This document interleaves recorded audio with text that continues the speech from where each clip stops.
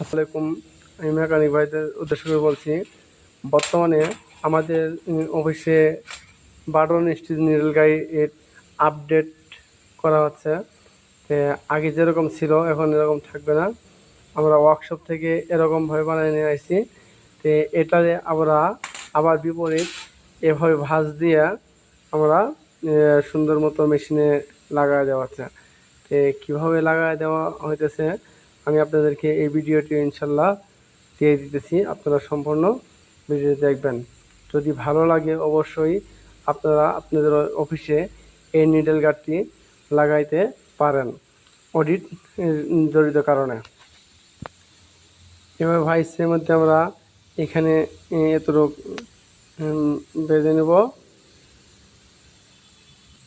এখানে এতটুক বেঁধে নেওয়ার পরে আমরা এই জিনিসটারে এভাবে বাইরে দিয়ে পাকা করে নেব।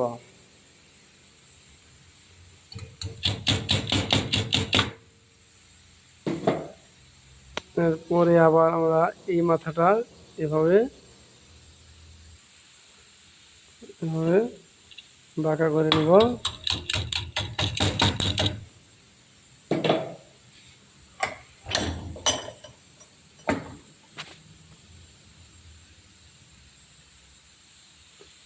এভাবে দেখেন একটি নিডল গাইড হয়ে গেল।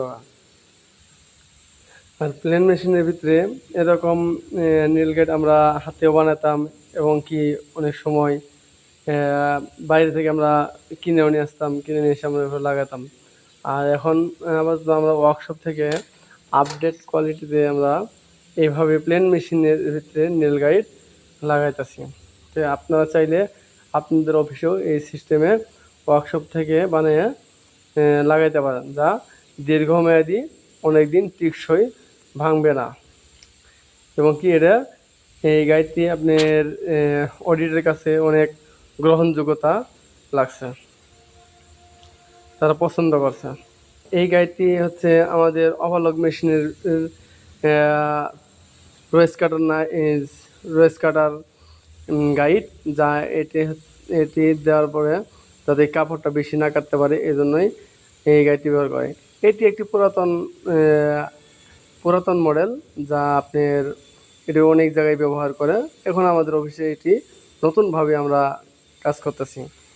এটি কোনো নতুন নয়, এটি পুরাতন একটি কাজ।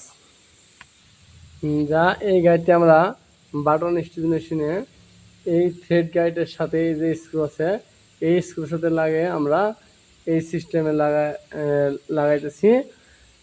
আর এটি এখন নিডল বারের সাথে বা কোথাও বাজবে না, কারণ ওই পারের সাথেও বাজবে না, ওই পারের সাথেও বাজবে না, কোনো সমস্যা নেই, সব দিকেই ওকে আছে।